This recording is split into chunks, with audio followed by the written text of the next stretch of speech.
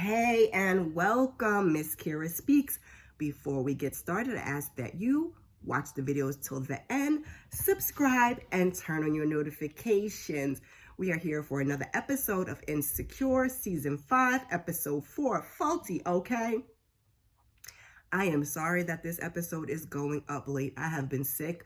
We have been bouncing this cold around my household. Only my middle baby, my 13-year-old, has managed to dodge that bullet, but I didn't want to, I paused on recording, but I didn't want to stop. I want to keep going. So we're going to see what I could get done between today and tomorrow, and then Thanksgiving is next week, y'all, but stick with your girl. We're going to get this whole thing done. Just, come hell or high water. Their videos may be late, but they will be there. This is why it's important to have your notifications on. But to be perfectly honest with you, this episode was kind of uneventful.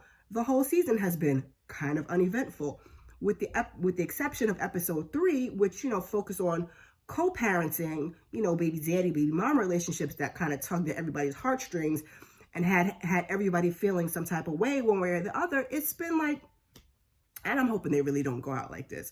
So this episode opens and we're on the beach, and I'm assuming that this is where they decided to have Nathan's 1-year anniversary get together, because we see a sign for the shop. So their friend Shug, he is late with the meat for the grill, and the guys, they call themselves applying sunscreen when Arisha, do you love me, comes on over, and she's like, this ain't nothing but some regular ass vino. So Issa, Molly, Kelly, they show up, and as they're talking, we find that Molly done smashed the guy from Bumble that we saw in episode 2.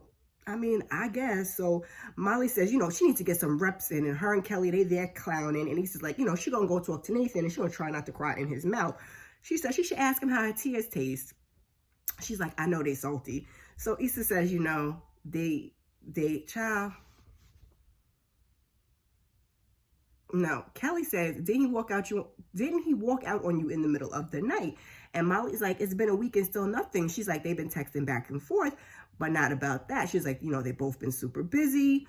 And then Crenshaw is busy putting emojis on Issa's Black page, I think it was her IG page, when she announces her new partnership with MBW. So she's like, she's going to pay it no mind. So she walks over to Nathan for some awkward conversation. Every party needs a GHB, great host boy, holding it, killing it since before we got here. And Kelly and Molly are like, so they go off with Nathan's friends, I think, to get some drinks. Issa's standing there talking about the weather when Nathan walks away. Child, it was just funny. And she goes over to Molly. She's like, he's definitely mad at me. And I'm sitting there thinking, exactly, what does he have to be mad about? So they're chatting about Nathan being weird and whether they should leave or not. And all the while, Kelly is making a drink. But oh no, Booze is on snooze until she's enlightened. This drink is for Issa to lighten up. So, or loosen up. Kelly,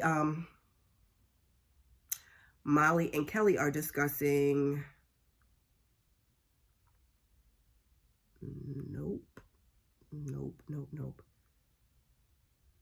Oh, they are. Okay, so Molly and Kelly are discussing Nathan's friends, and Molly says, they're all in the running till they disqualify themselves. They're about to play speeds, and Issa's like, oh, I'll play. Is that like pity pat? I'll play if you teach me. And Kelly's like, the cutoff is 16. Ain't nobody teaching you spades at your big age. So while they're playing spades, Issa is sitting there looking at Risha and Nathan, trying to figure out if they smashed. They smashed.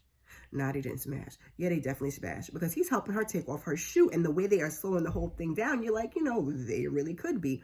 So one of Nathan's friends mentions he wears a size 14, and Molly is interested. So now they sitting there, they're talking about shoe size and ashy feet. Issa gets up, she goes to get another drink, and Risha's like, hey girl, and she waves over, you look good, oh, you look good. So, Risha, she debates on getting in the water, and as she's getting in, Issa's like, I bet she doesn't have to learn how to swim with those. She can just float. And she asks Nathan if they're cool. He's like, nothing's changed for me. That's not really an answer, Nathan, but okay. She's like, so we're still friends? Yep, he says. So Shug, he arrives, but not with meat for the grill. He's got some pizza, Domino's at that. So Nathan asks what happened to the hamburgers and hot dogs. And he's like, he got all this mustard. And Shug's like, I said I was bringing food. I ain't say nothing about no barbecue. So he goes to hand him the boxes, and they have an earthquake. And Nathan drops the pizza. So he asks Issa if she's okay. And she's like, I'm okay. And, we're bonded for life. So the lifeguard is telling them that they have to evacuate in case of a tsunami. And Risha's like, I can't do another tsunami. I basically died. Kelly's like, me too. So Sugar's like, nah, I just got here. I'm ready to get the party started. He picks up a piece of pizza off the sand that shakes it off. And so we may have to piece this video together because my phone is showing its ass again. So Suge said he just got there. He's ready to go. He picks up a piece of pizza off the sand, shakes it off, heads to the water. Okay, so Nathan suggests that they hit a bar nearby. He, I guess it's on the shop, and he's just like, they don't have to go. But Molly says these dudes are neck and neck to see her naked. So on the way there, we see two separate car conversations. Nathan gets a call from his cousin which we find out later, and tells him that they had to switch locations. So Eric asks if he thinks that Molly is feeling him. Ain't Johnny trying to get at her? That was the size 14, I believe. Eric's like, he ain't worried. Wouldn't it be a trip if I started dating your girl's girl? Not my girl. She's all over the place, Nathan says. She basically called me over last week to cuddle. Did someone die? They ask him. He's like, I don't know. We've been friends over the last year because that's what she wanted. And then she pulled this ish. Now she's trying to show up today looking all good, all greased up, talking about we still friends. So they talk about him being friend zoned, and Nathan, Nathan tells them, then she started crying. Oh, so somebody did die. He's like, he didn't want to deal with it all night, so he bounced. You did. So they tease him saying, he does have that, let me cry on your shoulder energy. So the driver says, you let her friend zone you. So he's like, she doesn't know what she wants. And Eric's like, she's rolling to the next spot. She wants something. Facts. Eric's talking about hitting it from the back, spinning her around, giving her a part, get that scalp wet, slap the neck. And I was like, wait, I guess that's barber talk, y'all, but whatever. So in the car with Issa, the driver is talking about conspiracy theories and kill switches. Kelly and Risha, they in the back chatting it up. When Issa sees that Crenshaw is still at it, I think on her IG. Issa says, oh, all skin folk ain't kinfolk. That's what he says. So she calls Koya, and Koya is so hot she's leaking. The child's nose is literally bleeding, and she lets Issa know her bag stayed packed. So if she wants to start tripping, let her know. So Issa texts Molly, who's in the back seat, that the driver is working her nerves. And Molly's like, she can't hear nothing over the Super Soul Sunday that's going on back there. So Molly asks her talk with Nathan went. And Issa's like, he was standoffish and she thinks he's with Risha. So Molly's like, hey, Risha, quick question. You effing Nathan? What? Girl, no. That's like my brother, my blood. But I get, I bet he do F good. So she's like, are you trying to smash? Because I could set that up. So she's like, I'll circle back if I need you. Job well done, Molly. That's how you do it. That's how your friends are supposed to hold you down. So she texts Issa like, nope, not messing with Risha. And so Issa's like, I guess he just ain't effing with me. But, Molly's like, well, what did you want? But Issa don't know what she want to do. So now they're all at the bar and they're chopping it up. Issa and Nathan have a shot, and then she's like, about the other night, she's sorry that she made it weird. And then she's like, well, why did you leave me like that? And he's like, what did you want me to do? She's like, I expected you to be there when I woke up. He's like, I didn't know we had expectations for each other. And I think, Issa felt like that was fair because she was kind of like, okay. Wait, hold on, y'all.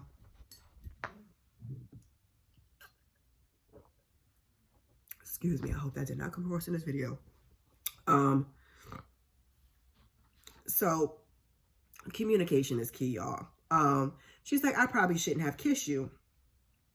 And no, he said, I probably shouldn't have kissed you. And she's like, it's her fault. She shouldn't have asked him to spend the night.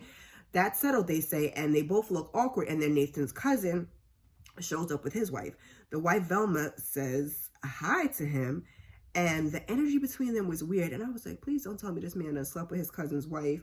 So Nathan, he apologizes for the location change, and they're basically joking how Nathan, tends to be a flip-flop. Issa finds out that, they don't live far and that Nathan used to stay with them before he moved in with Andrew. So then they're eating and they're drinking and they're chopping it up, and they're talking about a concert after party where Thomas brings up how Nathan abandoned him, and Velma chimes in, oh yeah, he's gone with the wind like a light-skinned leaf. So they joke, oh, he does wear leaf colors. Issa tries to take up for him, and she's like, well, I'm glad he blew my way because I was all over the place, but he inspired me to put down roots, turn me into a whole tree. So they're staring at her, and she's like, I was building on, you said leaf, I was building, it's an analogy. Molly's like, we got it. So Eric's like, he gets a message that Jason Derulo is having a party in Palos Verde. Jason Derulo, one of them sings, and Molly asked the bald dude, I think that was Johnny, that, if he's rolling. He says he gotta let his cat out. You should come through though. Mr. Jingles is cool. Molly turns to Issa, is like, he is worried about the wrong cat. So she tells Eric she'll roll with him. So meanwhile, Kelly is over there crying with Risha. Nathan invites Thomas out and he agrees, and Velma's like, she'll go relieve the sitter, go have fun. So Kelly's like, I had a dream, and her mom was in it, and she was a hamster on the wheel, but she had no food, so she ate her. And so what does that mean? My past is inside of me, child. I was like, let me write this down, because Issa and everybody was looking like, what is going on here? So Nathan and Thomas, they're catching up in the car when Issa sees Crenshaw is still at it. He has moved over to Twitter, or maybe he was always on Twitter. For some reason, I thought he was on IG, but anyway, Issa makes the mistake of responding via his inbox. You're doing the most. This is a weird way of saying thank you for all the exposure I got you. So Koya texts her and asks her, what did you do? Because Crenshaw, he done screenshot the message and reposted it, calling her a fraud. So they get there, and Eric calls a friend. He's like, I know you told me not to bring people, but I brought people. Molly is like, is this going to be a problem? He's like, it's never a problem. So Eric, goes and tries to work it out. And Big Dude is like, he better hurry up. He's like, trying to fight, trying to tussle. Just cracking up. So Issa texts Koya, and she's like, she's worried she effed up that MBW may see it. And Koya's like, the internet has a short attention span. Let it die down. Molly is talking to Issa about sleeping with Eric. And when she comes back, she says, when he comes back, he tells her that the party is at capacity. He can only get one person in. He, of course, chooses Molly because, he's trying to, whatever. So she says she'll try to sneak them in the back door, and they end up standing in line for over an hour. Like, why? So Issa gets a text from Molly that she's found a door, and Big Dude, a.k.a. Mo, he takes off running. So Nathan finds out that Thomas has called the lift and he's going to head home. So they talk back and forth. And Nathan says, he knows that Velma don't F with him. And he's like, Thomas is like, she loves you. He's like, that's why she kicked me out. So Thomas finally reveals that it wasn't on Velma. He was the one that didn't feel comfortable with having him around. He says, you showed up with practically no warning. You'd be gone for days on end or come home in the middle of the night. You'd leave the door unlocked, and I got kids. So Nathan's like, that ain't him no more. So Thomas has apologized. He didn't know how to handle it, so Velma took the L.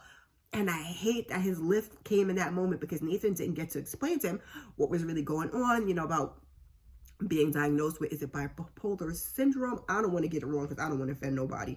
But I wish he had got to have that conversation with him, but maybe in the future. So Issa, finds him, and he's like, I need a minute. So she literally gives him a few minutes, and then she walks up and asks him if he's okay. And he explains like he was manic when he lived there, but they, he didn't know at the time, and he hadn't spoken to them since he moved out. He wanted, them to see that he got his life together, and he's like, he can't change how people think. So he's like, screw it, you include it. So Issa explains like, me and the tears didn't have anything to do with you. She says she was overwhelmed. Last year was a lot, and now she feels like she was overwhelmed. The last year was a lot, and now she feels like she's waiting for the other shoe to drop. She's scared, and she's scared to get her hopes up. She finally admits that she doesn't just want to be friends. He says he didn't want to be friends with her either, which was not the vibe that he was giving for the entire show, but okay. So they kiss, and there's another earthquake, and we hear somebody scream, earthquake! They laugh, and it ends. And I'm screaming, no! I don't want Issa and Nathan to get back together, y'all. Either give her a new love interest or leave her single. Like, please, let's not end this series in this way. What do you guys think? Do you want Issa's, do you want to see, oh, what do you want to see happen to Issa's love life? Put it down in the comments. I'm also not a fan of Molly, who had been working on herself, just, start jumping on everybody. But I mean, growth, I guess, whatever. If you made it this far, put a little beach wave emoji in the comments. I hope to see you back here next week for episode 5. While you're here, please check out some of my other content. Thank you. And before you go, like, subscribe, and share. I appreciate you. Peace.